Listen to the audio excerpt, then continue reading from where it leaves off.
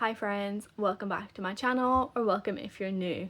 So today I've been filming a lot of short form content, and one of the short form videos that I created was horror books that I think should become modern classics at some point soon. And when I was filming this, I was wondering if I should do it in long form as well. So friends, you are getting a longer video based on books that I think should be modern classics. Also, let me know in the comments if there's a book that you really believe should be a modern classic. Let me know down below and your reason why. And I like to keep this conversation going because we always need some new book recs, and I'm always on the lookout for those. So let me know down below what you think. So I'm going to start off with The Reformatory by Tananarive Due. I think this should be a modern classic because it's such an incredible read. It's hard-hitting. This is essentially following a young 12-year-old boy who is accused of hitting a white child, and in the 1950s in Florida, or just this time in America in general, wasn't very kind to black people. And so because of this, he is then sent to a reformatory school for boys who misbehave. And this story, since reading it, I have found that it is kind of inspired by true events, because this stuff did happen in real life. It's horrible. It's also kind of sad to see that some of this mentality is still shown today, which is so incredibly backwards and something I really I have a disdain for. But anyway, politics aside, this book is such a heavy read. Like I said, the boy is sent to a reformatory school, and this reformatory school is known for boys not leaving. And a 12-year-old boy, Robert, his sister, is doing everything possible to get her brother out of this place. And whilst Robert is here, he is noticing some weird things. There's ghosts, basically, of the young boys in the reformatory. And it's around solving why are these young boys still haunting this place. That then turns into like a real world issue where, I'm not going to spoil it, but essentially things that happen in this reformatory school isn't so kind.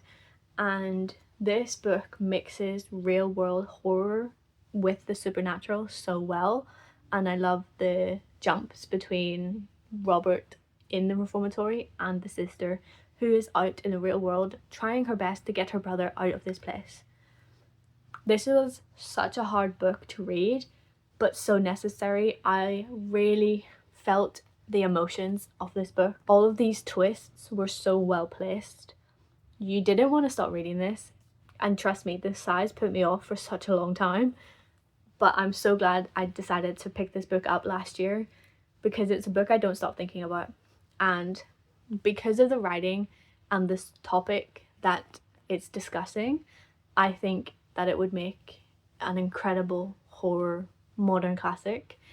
And I think everybody needs to read this book, even just once in their life, because it does change you and you always think about it.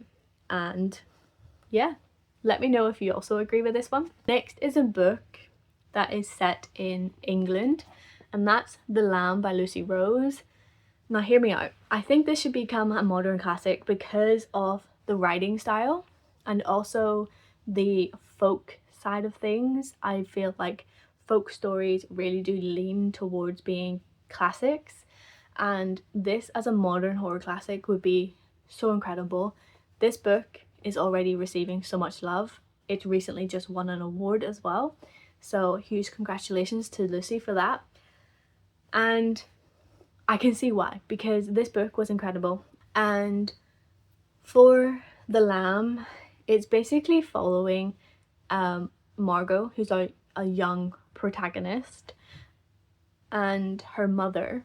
they both live in Yorkshire, in like the wooded areas, and they catch strays for food, and in doing so they put out traps in their little area because there's a lot of hikers that go through. So once they bring a stray in, they start to eat that for dinner. And so our mother-daughter duo are cannibals.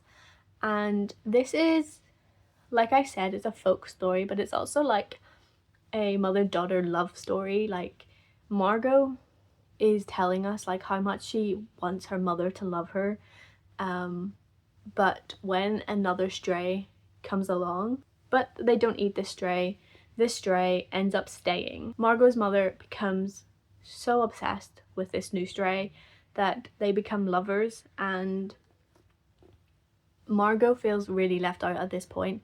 She really wants her mum to be a mum for her, but anytime she tries, it just never works out. You end up feeling so sorry for Margot in this scenario. Like, her whole childhood is so off. Like, she is growing up in a world that should not be for children, and you really do feel for her. And the only person who really cares is this bus driver. It's one that really does stick with you as well. I cried at this story in the end because of what happens, and I always think about this as well.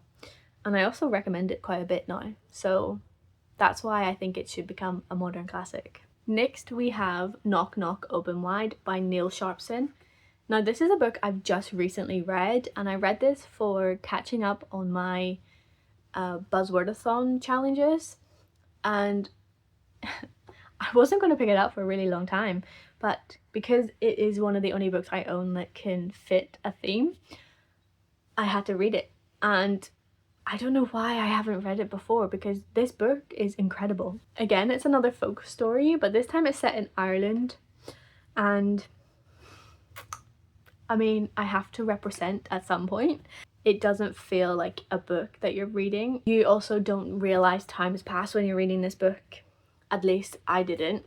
So this is essentially weaving horror with Celtic myth. So this is set in Ireland, like I've said, but in the 70s, 80s, 90s and early 2000s. So like I've said, this feels like a movie because you're moving through time, but it's so seamless. It is so incredible. But it's also a turbulent time in Ireland in terms of like religion and different things like that. And I'm from the north of Ireland, so this is a completely different time to the north than what we were experiencing then. But it's a take on Celtic and Christianity, essentially. So this book follows the folklore mythology of the Celtic time, which was pre-Christianity entering Ireland, a time when, you know, we didn't have one god, there was multiple gods.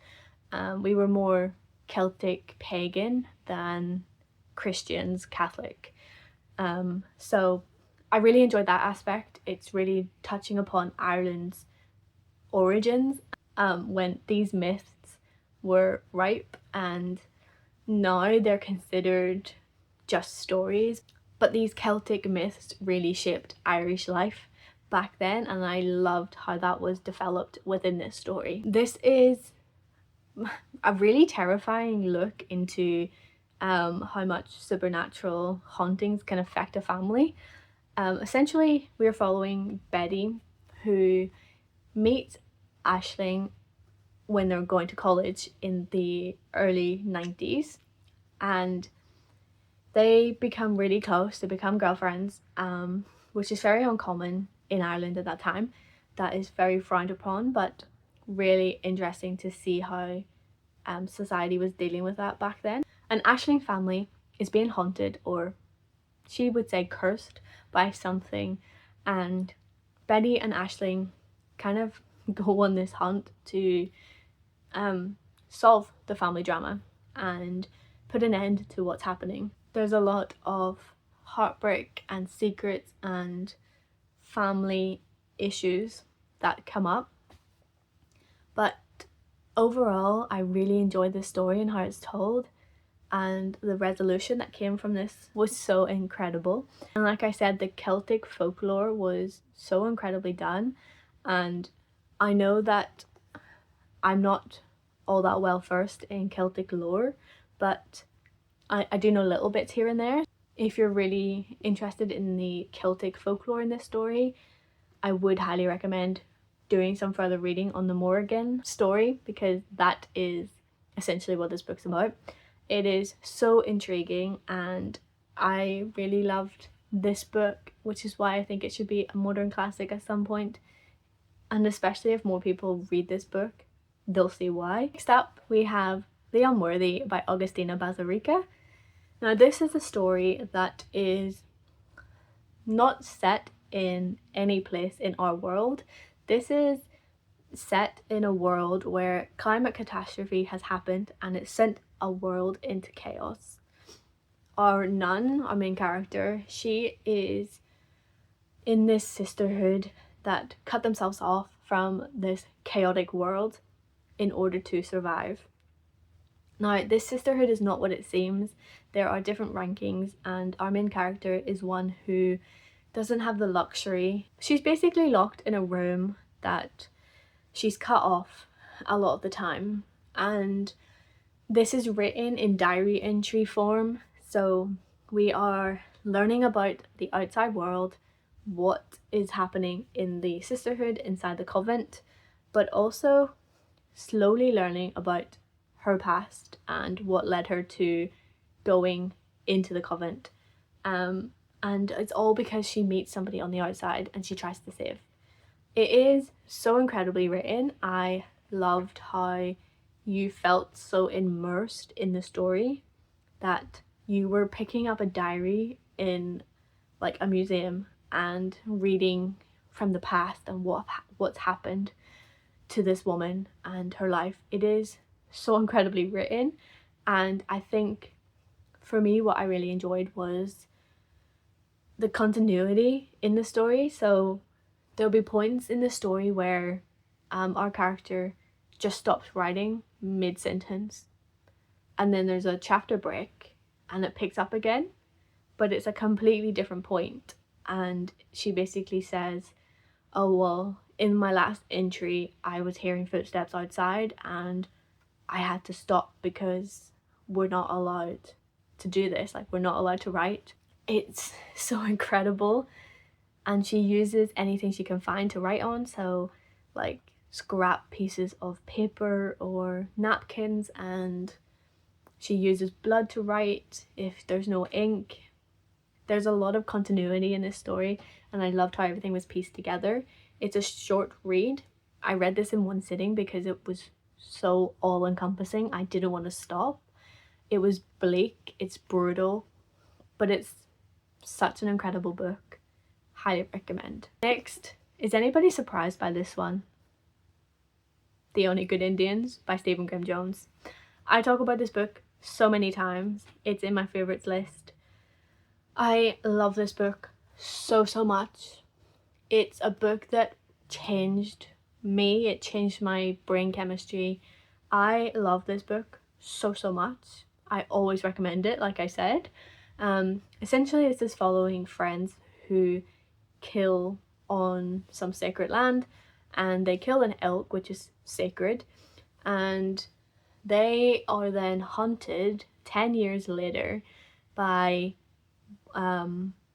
what they did, and it's a dark look into consequences of your actions and also nature's revenge. These friends are faced with their demons and they're having to fight for survival, and it's an emotional story. It's a dark read. I love the writing style, and I think the topic of like nature's revenge makes this, for me, lean towards a modern classic, because these are things that we're starting to see a lot more of in terms of how we're treating the earth, and this is kind of like, hey, look what you're doing, and I really love that. aspect, and I think when I read this back in 2020, I was also thinking the same thing. Like, this is told from like a be careful what you do sort of thing, but for me, I was looking at it in a sense of, if we keep destroying the earth, we're going to get the karma back, and this book definitely looks into that. And yeah, this book is getting a sequel as well, Off the Reservation it's called. So excited. It's coming out in October this year, so I'm going to be rereading this book in the lead up to the release of the other one. I was so excited. Annoyingly though, going off on a tangent here, the sequel is in hardback, and this book has only come out in paper. So unfortunately, I'm not going to be buying it in hardback because I've got this one in paperback. By the time that book comes out, I will have had all of my Stephen Graham Jones books signed, because I'm meeting him in 2 weeks' time. So, like, even if this book did come out in hardback, I wouldn't get the hardback because this one is signed and this is the one I read. This is the book that has all of the cracked spine. It's weathered because it's had to sit in a window because I had no space. It's got weird, like, yellowing on the pages. Like, I've read this book and loved it so much that I don't think I would get rid of this one. Anyway, tangent over. This is definitely a modern horror classic in my eyes. And finally, the last book that I think should become a modern horror classic is Guillotine by Delilah S. Dawson. So this is essentially a story about Eat the Rich. It's Ready or Not meets The Menu. We're following our main character. She's just finished school of, I think she did like fashion design, and she goes out on a date with this really horrible man and decides to go to their family retreat on this island because his mum is a like director of this like magazine, and she just really wants a job. She wants to further her career, and she decides to go on this family retreat where things are a bit weird to begin with, and she's just wanting to get, you know, involved because of her career. And after a while she's there, things start to go wrong and it becomes her fight for survival. And it's so gory, it's so gritty, but it's really good because it's like people getting revenge on the rich, and it's just a treat to read. I think in the future we're probably going to want to read some more books like this, which is why I think it's going to become a horror modern classic at some point. A lot of people really love this book. It's a short read as well, so what's not to love about this? And yeah, I think that is another modern classic to come. So there you have it. Those are some of the books that I think are going to be modern horror classics at some point soon, or books that I believe are modern classics. Let me know your thoughts down below. What books would you put in this category? I would love to know, and also get some more recommendations from you. If you like this content, please do stick around as well. Help me get to 1K by the end of the year. That is like a mini goal that I have for myself. And I will catch you in the next one. But until then, keep your pages turning and embrace the darkness. Bye!